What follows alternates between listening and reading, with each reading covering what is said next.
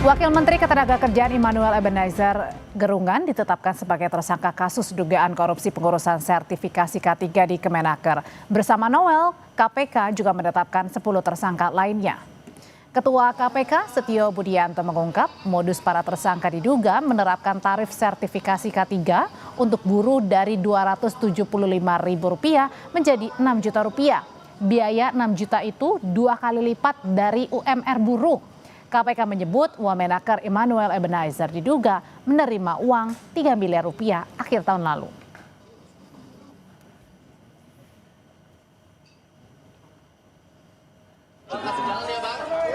Saat memberikan keterangan kepada wartawan, Noel membantah kasus yang menjeratnya bukan kasus pemerasan. Noel juga membantah terjaring dalam operasi tangkap tangan.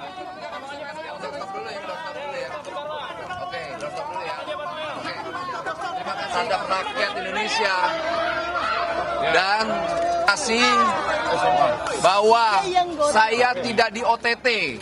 Pertama itu, kedua, kasus saya bukan kasus pemerasan agar narasi di luar tidak menjadi narasi yang kotor yang memberatkan saya dan kawan-kawan yang bersama saya. Tidak ada sedikit pun kasus pemerasan dan apa yang kami lakukan sangat Soal penetapan tersangka Wamenaker Immanuel Ebenezer dalam kasus dugaan korupsi pengurusan sertifikasi K3, kita bahas bersama Wakil Ketua Barisan Relawan Jokowi Bara JP David Pajung. Selamat malam Bang David. Malam Mbak. Hadir juga Ketua Dewan Direktur Great Institute Syahganda Nainggolan dan juga Direktur Eksekutif Carta Politika Yunarto Wijaya. Selamat malam Bapak-Bapak semua.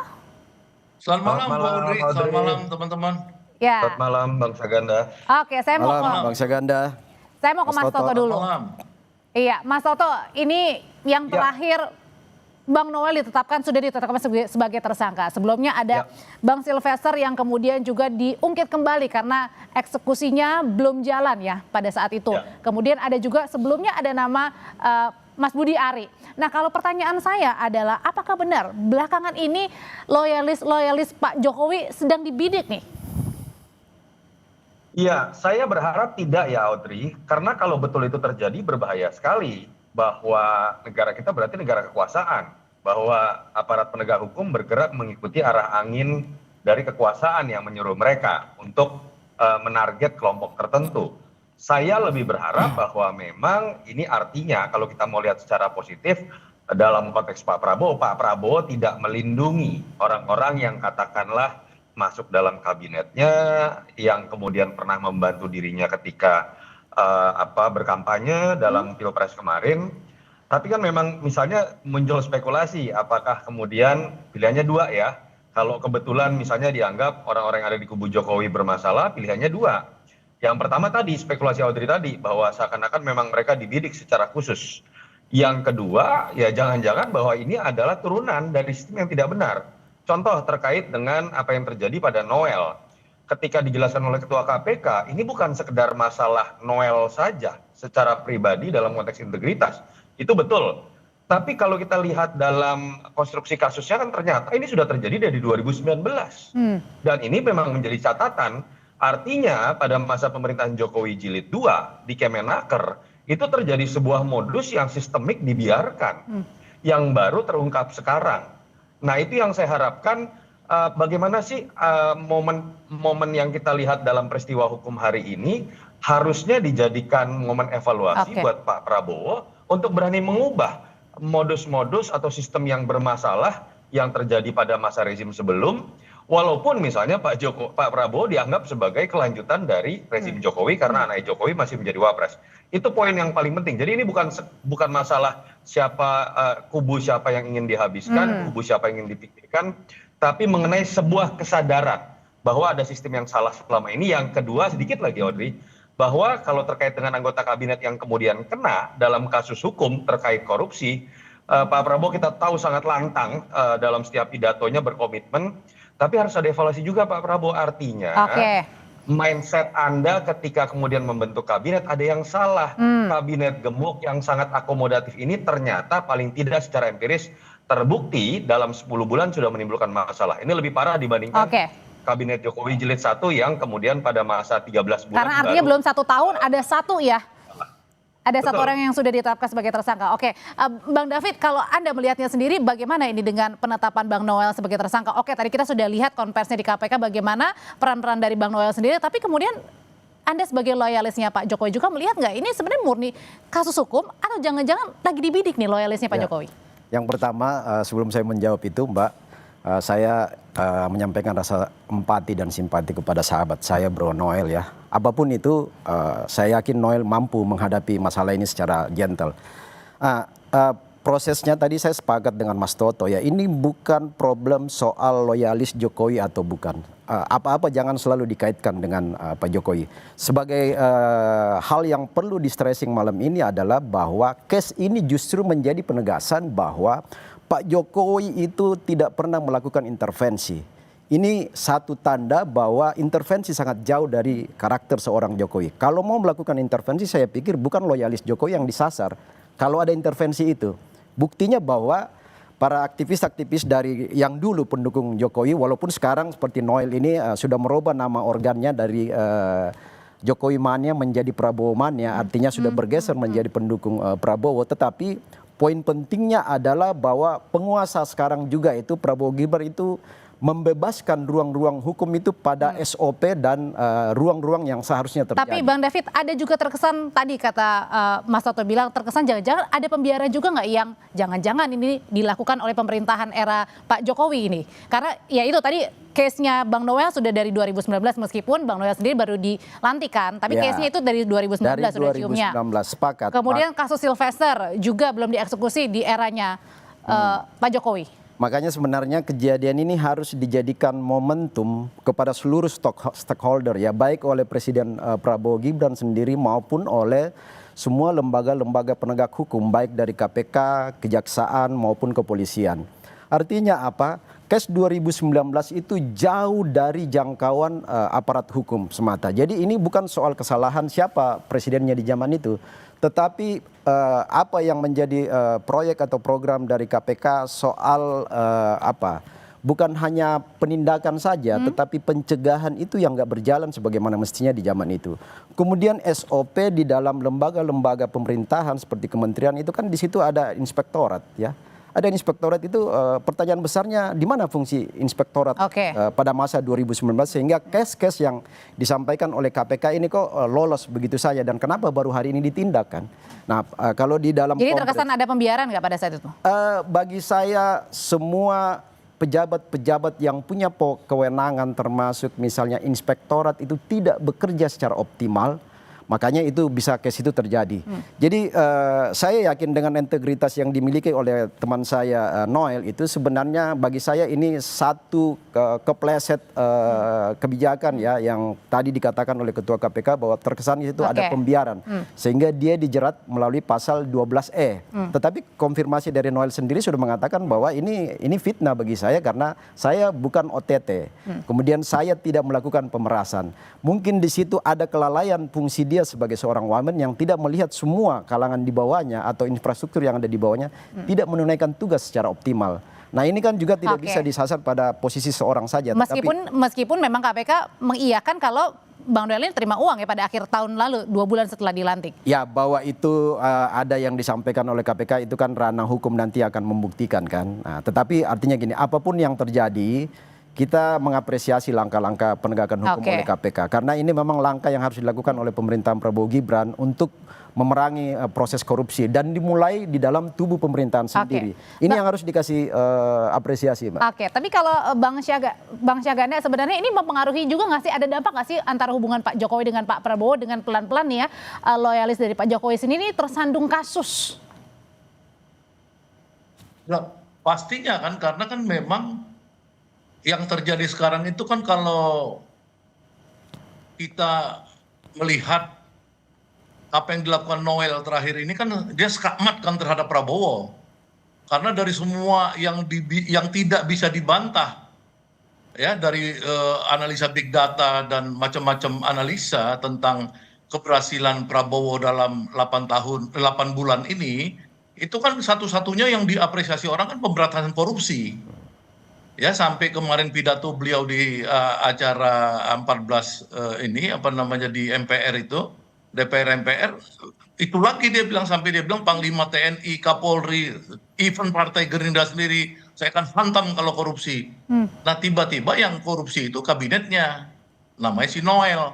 Nah itu artinya apa? Artinya ini pukulan terbesar ya buat Pak Prabowo. Jadi seperti kata Yunarto, memang dulu ada persoalan di mana pada saat merekrut kabinet gemuk ini semuanya bukan kabinet profesional. Jadi orang-orang Jokowi ini memang kan semuanya mayoritas kan dulunya adalah orang-orang yang dia itu punya mindset koruptor, mindsetnya. Ya dilihat misalkan dari kasus-kasusnya bisa ribu-ribu triliun, ada puluh triliun, ada proyek fiktif apa segala. Jadi Jokowi ini memang melahirkan orang-orang kayak Noel. Noel sendiri sebagai aktivis. Tapi kemudian waktu itu masih kenapa bertahan akhirnya di untuk ACC? mempertahankan demokrasi saya lihat. Bang Syahganda, tapi Halo? kemudian akhirnya kenapa di ACC pada saat itu akhirnya untuk menjadi pembantu dari Pak Prabowo sendiri? Ya karena itu kan Prabowo kan udah menjanjikan kepada rakyat bahwa dulu dia mau zakon kabinet kan. Tapi kan akhirnya 13 Oktober 2024 itu kan ada politik dagang sapi di Solo itu yang dicermati semua orang. Nah sayangnya politik dagang sapi ini orang-orang Jokowi yang dikirimkan itu rata-rata bermasalah seperti Budi Ari, judi online, kemudian Noel, ya, kemudian banyak lagi yang lain si Menteri Kesehatan dan lain-lain. Jadi akhirnya ini memang sekarang mulai kebongkar, ya sekarang dengan adanya kasus Noel ini itu tidak memungkinkan bahwa Prabowo ini belum berhasil ya mengkonten kabinetnya atau orang dekat dia dari isu korupsi. Tadinya rakyat udah percaya betul sama Prabowo bahwa Prabowo ini adalah orang yang sangat hebat, sangat kuat dalam anti korupsi, seperti dia bisa berhasil membuat Raja Khalid, sang raja besar di Republik ini bisa Makanya dalam artian artinya dengan kegerahan ini maka artinya tidak tebang pilih begitu. Meskipun loyalisnya Pak Jokowi tetap saja. Memang tidak tebang pilih, tapi itu kan tainted ya. Tainted itu jadi artinya ternodain ya.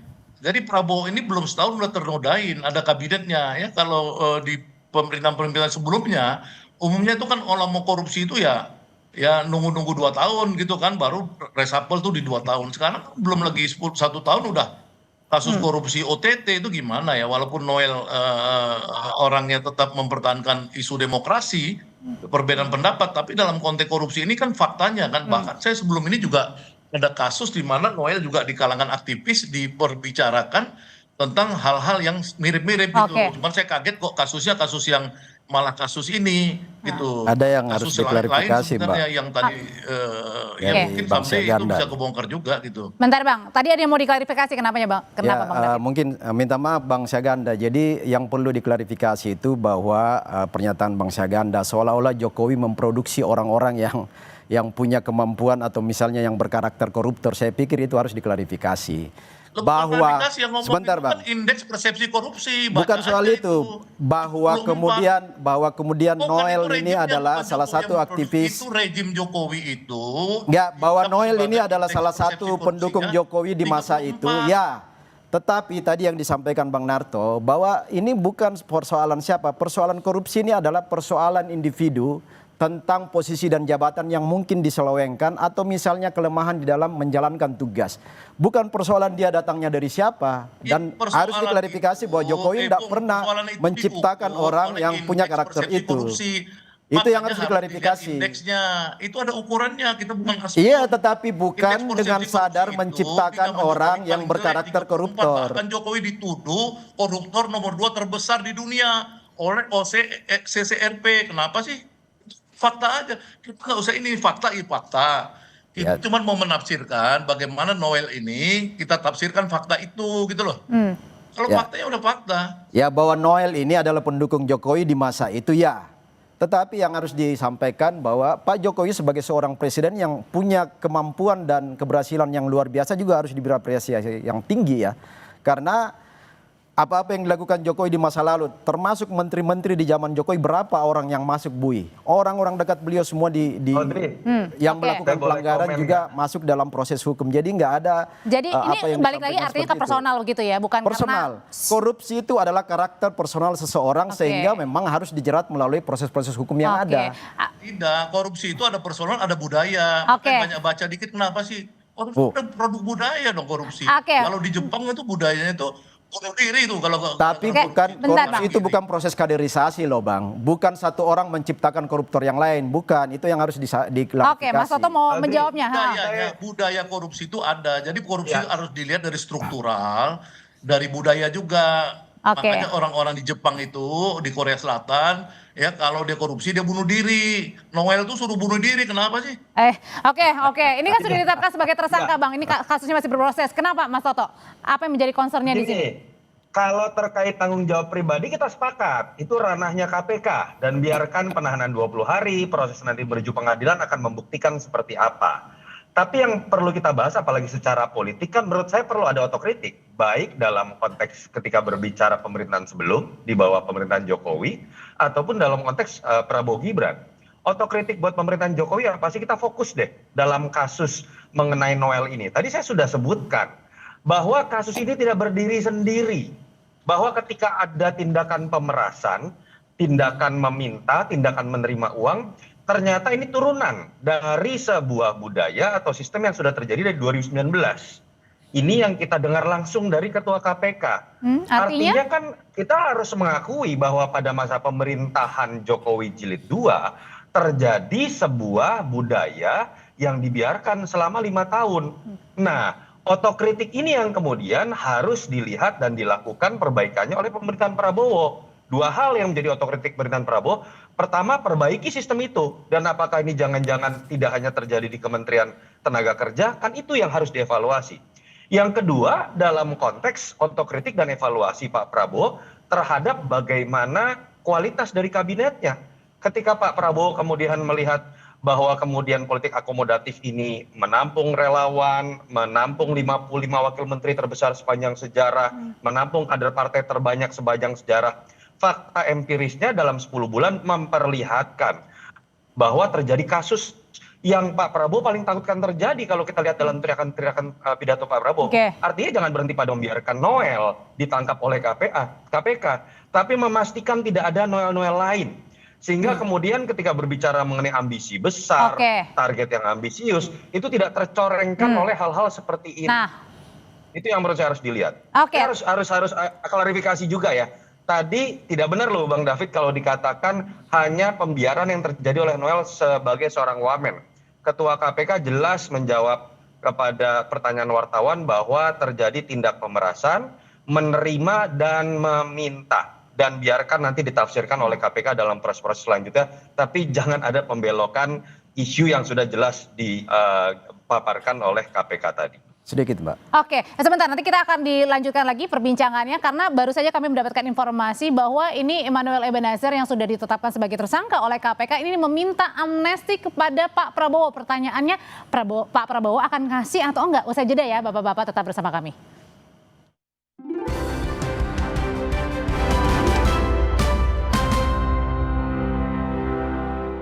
Aku